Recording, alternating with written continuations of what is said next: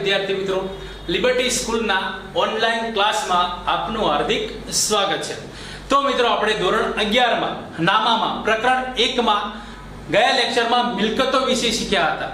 મિલકતો વિશે મિત્રો મિલકતોનું જે પણ વર્ગીકૃત કરવામાં આવ્યું હતું એ મિલકતો વિશે આપણે શીખ્યા હતા, જેવી રીતે ચાલુ મિલકતો, બિનચાલુ મિલકતો અને અવાસ્તવિક મિલકતોમાં। ચાલુ મિલકતોમાં મિત્રો અદ્રશ્ય મિલકતો અને અદ્રશ્ય મિલકતો, જ્યારે બિનચાલુ મિલકતોમાં મિત્રો વાસ્તવિક મિલકતો, અવાસ્તવિક મિલકતો, આ બધું આપણે પ્રવાહી મિલકતો અને એ પણ પ્રવાહી મિલકતો વિશે પણ આપણે શીખ્યા હતા। હવે આપણે એક નવા શબ્દ ઉપર જવાનું છે જેનું નામ છે આવકો। મિત્રો આવકો એટલે શું? આ મિલકતો વિશે માહિતી મેળવી હતી, હવે આપણે આવકો વિશે માહિતી મેળવી। એટલે આવક એટલે ધ્યાન રાખજો ખાસ, આવક એટલે શું? તો મિત્રો આવક એટલે ધંધા દ્વારા કરવામાં આવેલ, તમે જે ધંધો કરો છો એના દ્વારા કરવામાં આવેલ વ્યવહારના પરિણામ સ્વરૂપે, સામે જે ખરીદ વેચાણનો તમે વ્યવહાર કરો છો એના પરિણામ સ્વરૂપે જ્યારે નાણાં મળે તેને શું કહેવામાં આવે છે? આવક કહેવામાં આવે છે। ધ્યાન રાખજો ખાસ, શું કહેવામાં આવે છે? ધંધા દ્વારા કરવામાં આવેલ વ્યવહારના પરિણામ સ્વરૂપે જ્યારે નાણાં મળે તેને આવક કહેવામાં આવે છે। તમે મિત્રો દાખલા તરીકે ખરીદ વેચાણનો ધંધો કરો છો, કોઈ પણ વસ્તુનું વેચાણ કરો છો અને વેચાણ કરવાથી સામે તમને શું મળે છે? નાણાં મળે છે। તો મિત્રો નાણાં મળે એ તમારા માટે શું કહેવાય? આવક કહેવાય। ખરીદ વેચાણનો ધંધો કરતા હોય, તમે વેચાણ કરીને સામે નાણાં મેળવો છો, એ નાણાં તમારા માટે શું કહેવાય મિત્રો? આવક કહેવામાં આવે છે। તો મિત્રો આ આવકોને એના આધારે વર્ગીકૃત કરવામાં આવે છે, બે પ્રકારના આધારે વર્ગીકૃત કરવામાં આવે છે। આવકોને બે પ્રકારના આધારે વર્ગીકૃત કરવામાં આવે છે, જેમાં એક છે વર્ષ દરમિયાન નિયમિત મળતી આવકો, વર્ષ દરમિયાન નિયમિત મળતી આવકો, અને બીજા નંબરમાં છે વર્ષ દરમિયાન નિયમિત ન મળતી આવકો। તો મિત્રો વર્ષ દરમિયાન નિયમિત મળતી આવકોને મહેસૂલી આવક પણ કહેવામાં આવે છે।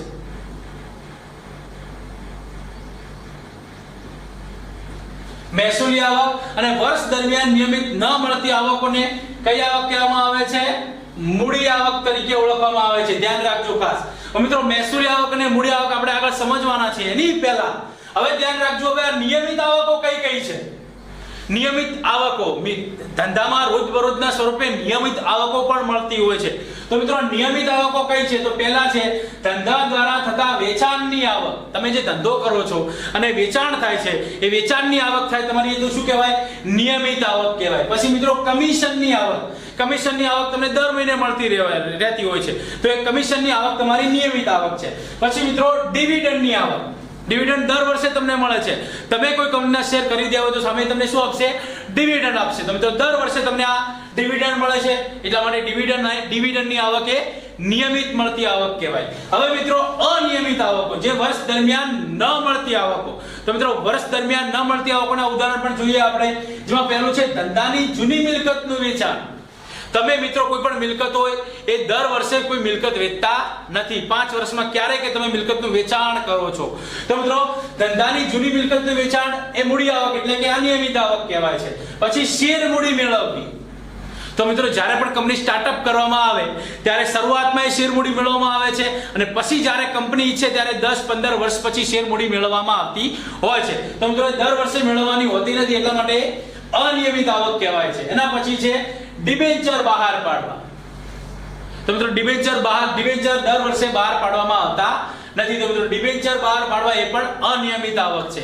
તો મિત્રો જે પ્રમાણે કહ્યું એ પ્રમાણે તમને કે વર્ષ દરમિયાન જે નિયમિત મળે છે એ આવકને મહેસૂલી આવક કહેવાય છે, અને વર્ષ દરમિયાન નિયમિત ન મળતી આવકોને કઈ આવક કહેવાય છે? મૂડી આવક કહેવાય છે। તો આપણે આવકોના વર્ગીકરણ છે, હવે આપણે આવકોના વર્ગીકરણ વિશે સમજવાનું છે। તો આવકનું બે પ્રકારે વર્ગીકરણ થાય છે, એક મૂડી આવકો અને બીજા નંબરમાં છે મહેસૂલી આવકો। તો મિત્રો પહેલા આપણે સમજીએ મૂડી આવક।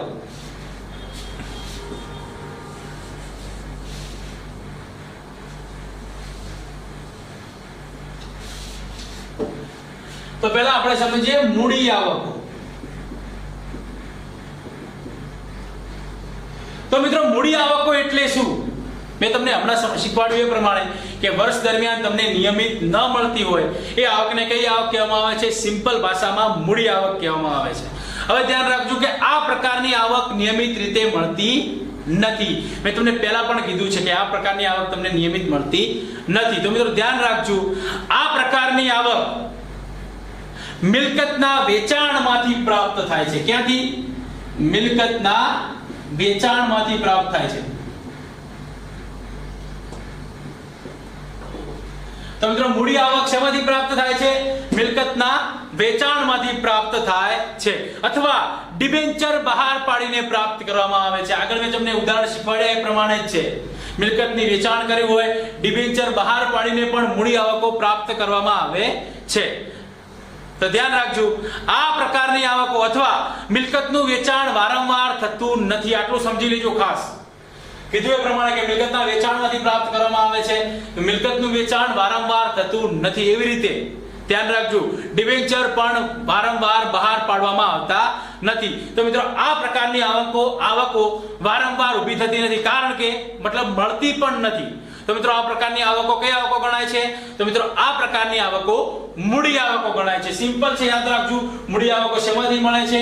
મિલકતના વેચાણમાંથી પ્રાપ્ત થાય છે અને ડિબેન્ચર બહાર પાડીને મેળવવામાં આવે છે, કારણ કે આ આવકો નિયમિત પ્રકારે મળતી નથી, એટલા માટે એને મૂડી આવક કહેવામાં આવે છે। હવે આપણે આગળ જઈએ મિત્રો, મહેસૂલી આવક।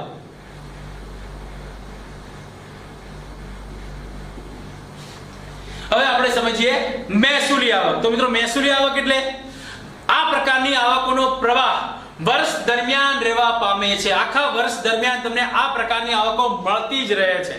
આગળ જઈએ કે આ આવકોના આધારે જે તે વર્ષમાં કમાયેલા નફા અથવા થયેલ નુકસાન અંગે જાણકારી મળે છે। તમને ધ્યાન રાખજો કે આ પ્રકારની આવક, તમે દાખલા તરીકે કોઈ ખરીદ વેચાણ કરતા હોય અને વેચાણમાંથી તમને આવક થાય, તો મિત્રો વર્ષ દરમિયાન તમને કેટલો નફો થયો છે, કેટલું નુકસાન થયું છે, એ તમને શેના ઉપરથી ખબર પડશે? તો મિત્રો એ તમને મહેસૂલી આવક ઉપરથી ખબર પડશે। હવે ધ્યાન રાખજો, આ પ્રકારની આવકમાં વેચાણની આવક હોય છે। કઈ કઈ હોય છે? તો ધ્યાન રાખજો, વેચાણની આવક, વેચાણની આવક, પછી કમિશનની આવક, આ બધા મહેસૂલી આવકના ઉદાહરણ છે। પછી વટાવની આવક, કમિશનની આવક, વટાવની આવક, પછી ભાડાની આવક વગેરેનો સમાવેશ થાય છે। ધ્યાન રાખજો ખાસ મિત્રો, મહેસૂલી આવકમાં કોનો કોનો સમાવેશ થાય છે? તો વેચાણની આવક, કમિશનની આવક, વટાવની આવક અને ભાડાની આવકનો સમાવેશ કરવામાં આવે છે। તો મિત્રો આ પ્રકારની આવક વારંવાર ઊભી થાય છે, એટલા માટે એને મહેસૂલી આવકને મહેસૂલી ઉપજ પણ કહેવામાં આવે છે। ઉપજમાં પણ મહેસૂલી ઉપજ અને મૂડી ઉપજ આવશે। તો મિત્રો મહેસૂલી આવકને શું કહેવામાં આવે છે? મહેસૂલી ઉપજ પણ કહેવામાં આવે છે, મહેસૂલી ઉપજ। તો મિત્રો આપણે શું શીખ્યા છીએ? આવક। આવકોમાં બે પ્રકાર જોયા હતા, મહેસૂલી આવક અને મૂડી આવક। હવે આપણે આગળ જઈએ ચૂકવણી।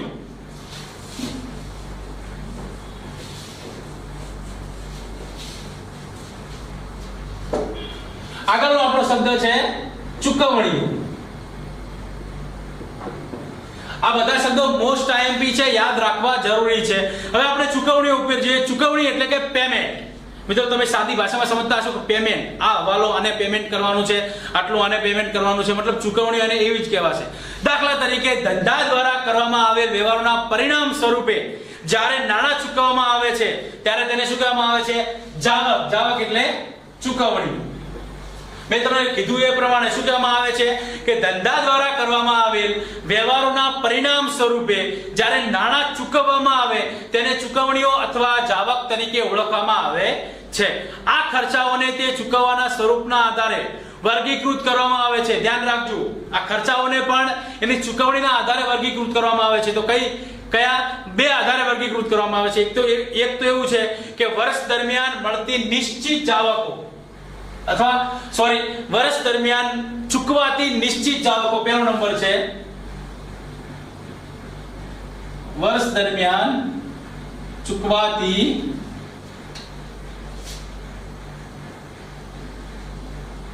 નિશ્ચિત જાવકો, આ પહેલા નંબરનો આધારે વર્ગીકરણ કરવામાં આવે છે। જ્યારે બીજા નંબરમાં કોના આધારે? વર્ષ દરમિયાન નિયમિત ન ચૂકવાતી જાવકો, વર્ષ દરમિયાન નિયમિત ન ચૂકવાતી જાવકો। ધ્યાન રાખજો ખાસ, આ બે પ્રશ્નો છે, બેના આધારે વર્ગીકૃત કરવામાં આવે છે કે વર્ષ દરમિયાન ચૂકવાતી નિશ્ચિત જાવકો અને બીજા નંબરમાં છે વર્ષ દરમિયાન નિયમિત ન ચૂકવાતી જાવકો। તો ધ્યાન રાખજો, દાખલા તરીકે હવે એનું ઉદાહરણ સમજવું હોય, દાખલા તરીકે ભાડાના શું કરવામાં આવે છે, ભાડાના ચૂકવવામાં આવે છે અને દર મહિને નિશ્ચિત ભાડું ચૂકવવામાં આવે છે. દાખલા તરીકે પહેલા નંબરમાં છે ભાડું. તો મિત્રો ભાડું દર મહિને ચૂકવવામાં આવે છે. ભાડું દર મહિને નિશ્ચિત ચૂકવવામાં આવે છે.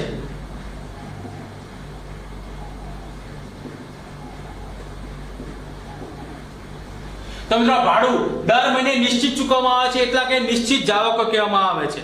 પછી શું કહે છે, આ જાવક નિયમિત પ્રકારની છે. મેં તમને ભાડું કીધું, એ આવક કયા પ્રકારની છે, નિયમિત પ્રકારની છે. તો આખા વર્ષ દરમિયાન ચૂકવવામાં આવે છે. ધારો કે ધંધામાં યંત્ર ખરીદવામાં આવે, મેં તમને ભાડાની વાત કરી, એ ભાડામાં દર વર્ષે અથવા દર મહિને એનું ભાડું ચૂકવવામાં આવે છે. હવે આપણે બીજા ઉપર જઈએ. દાખલા તરીકે ધંધામાં યંત્ર ખરીદવામાં આવે તો આ ખર્ચ નિયમિત પ્રકારનો નથી. ધંધામાં યંત્ર ફક્ત એક જ વાર ખરીદવામાં આવે છે. તો મિત્રો આ નિયમિત પ્રકારનો ખર્ચ નથી. આમ ખર્ચને પણ આવકની જેમ બે પેટા ભાગોમાં વહેંચી શકાય. ધ્યાન રાખજો ખાસ. ખર્ચને પણ આવકની જેમ બે પેટા ભાગોમાં વહેંચવામાં આવે છે. એક તો મૂડી ખર્ચા અને બીજા નંબરમાં છે મહેસૂલી ખર્ચા. તો આપણે વન બાય સમજીએ. તો મૂડી ખર્ચા એટલે શું? તો મિત્રો આ પ્રકારના ખર્ચા નિયમિત રીતે થતા નથી. ધ્યાન રાખજો, આ પ્રકારના ખર્ચા નિયમિત રીતે થતા નથી. આવા પ્રકારના ખર્ચા નિયમિત રીતે થતા નથી. સામાન્ય રીતે કોઈ મિલકતની ખરીદી વખતે મૂડી ખર્ચા થતા હોય છે. મૂડી ખર્ચા ક્યારે થતા હોય છે? મિલકતની ખરીદી વખતે. આવા મૂડી પ્રકારના ખર્ચા ક્યારે થતા હોય છે? મૂડી ખર્ચા છે એ મિલકતની ખરીદી વખતે થતા હોય છે. એટલે મિલકત વારંવાર ખરીદવામાં આવતી નથી. ધ્યાન રાખજો ખાસ. એટલા માટે એને મૂડી ખર્ચા કહેવામાં આવે છે. તેથી મૂડી ખર્ચ છે, ડિબેન્ચરના નાણાં પરત કરવામાં આવે છે, તે પણ મૂડી ખર્ચ કહેવામાં આવે છે. ડિબેન્ચરના નાણાં પરત કરવાના, ડિબેન્ચરના નાણાં પરત. જેમ ડિબેન્ચર બહાર પાડવામાં આવે એ મૂડી આવક છે અને ડિબેન્ચરના નાણાં પરત કરવા એ મૂડી ખર્ચ છે. પહેલામાં મિલકતનું વેચાણ એ મૂડી આવક હતી, જ્યારે મિલકતની ખરીદી અહીં મૂડી ખર્ચ બને છે. બે પ્રકાર છે, મૂડી ખર્ચ અને મહેસૂલી ખર્ચ. હવે આપણે સમજીએ મહેસૂલી ખર્ચા. તો મિત્રો મહેસૂલી ખર્ચા નિયમિત થાય છે. મહેસૂલી ખર્ચા કેવા થાય છે?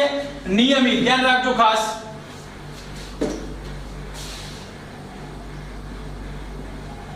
મહેસૂલી ખર્ચા નિયમિત થતા રહે છે. તો આ પ્રકારના ખર્ચનો પ્રવાહ સતત રહેવા પામે છે. આ ખર્ચના આધારે નફા નુકસાનની ગણતરી થાય છે. જેમ આપણે મહેસૂલી આવકમાં શીખ્યા હતા કે તમને નફા નુકસાનની ગણતરીની ખબર પડે છે, એમ મહેસૂલી ખર્ચમાં પણ નફા નુકસાનની ગણતરી થાય છે. આ પ્રકારના ખર્ચમાં કયા કયા ખર્ચા આવે? તો મિત્રો પગાર, મજૂરી. કયા કયા આવશે? પગાર, મજૂરી, ટેલિફોન ખર્ચ, પછી જાહેરાત ખર્ચ. પગાર, મજૂરી, ટેલિફોન ખર્ચ, જાહેરાત ખર્ચ, આ બધા કેવા ખર્ચા કહેવામાં આવે છે? મહેસૂલી ખર્ચા તરીકે ઓળખવામાં આવે છે. મહેસૂલી ખર્ચા. તો મિત્રો ધ્યાન રાખજો, મૂડી ખર્ચા જોયા છે અને મહેસૂલી ખર્ચા પણ જોયા છે. હવે આપણે આગળ જઈએ પ્રસારિત મહેસૂલી ખર્ચા. આ નવો ટોપિક છે, પ્રસારિત મહેસૂલી ખર્ચા.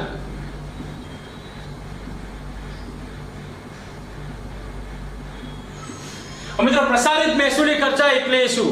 તો આ પ્રકારના ખર્ચાઓને અવાસ્તવિક મિલકત તરીકે ઓળખવામાં આવે છે. ધ્યાન રાખજો ખાસ. આ જે પ્રસારિત મહેસૂલી ખર્ચા છે એને અવાસ્તવિક મિલકત તરીકે પણ ઓળખવામાં આવે છે. પ્રસારિત મહેસૂલી ખર્ચા અવાસ્તવિક મિલકત તરીકે પણ ઓળખવામાં આવે છે. આ અંગે આપણે મિલકતોમાં જોયું હતું. કયા કયા અવાસ્તવિક મિલકતો હતી? તો મિત્રો ધ્યાન રાખજો, પ્રાથમિક ખર્ચ, શેર કે ડિબેન્ચર બહાર પાડવાનો ખર્ચ,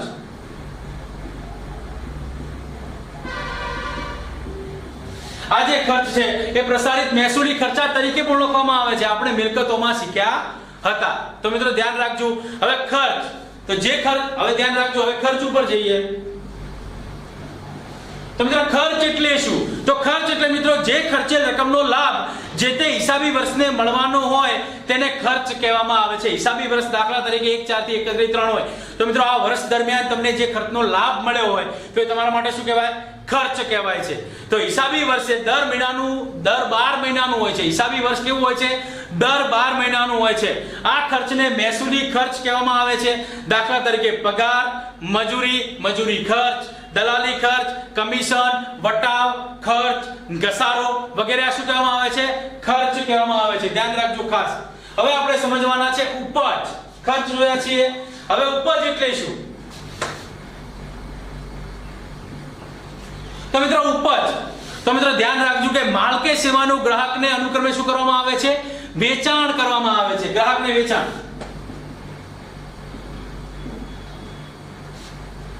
માલ કે સેવાનું ગ્રાહકને અનુક્રમે વેચાણ કરવામાં આવે અથવા પૂરી પાડવામાં આવે ત્યારે તે ઉપજ થઈ ગણાય. તમે એને વેચાણ કરો છો અથવા એને સેવા પૂરી પાડો છો તો એ તમારા માટે શું કહેવાય છે?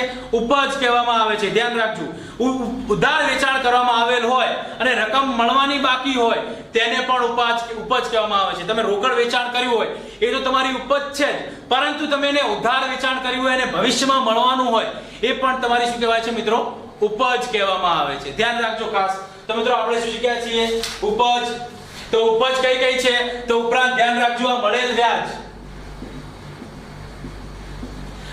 વ્યાજ, મળેલ ભાડું, મળેલ કમિશન, ડિવિડન્ડ આ બધું શું કહેવામાં આવે છે?